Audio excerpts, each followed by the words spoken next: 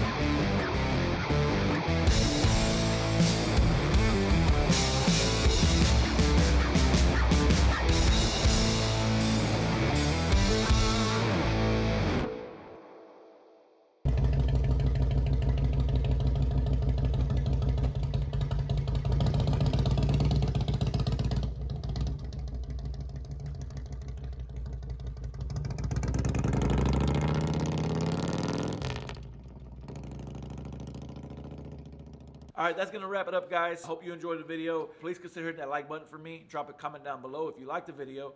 Consider subscribing. If you haven't subscribed yet, I highly recommend to do so. I have a lot of videos coming up. I have a lot of projects that I have to drop because I'm trying to catch up from everything that I did in 2021 that I have yet to post it.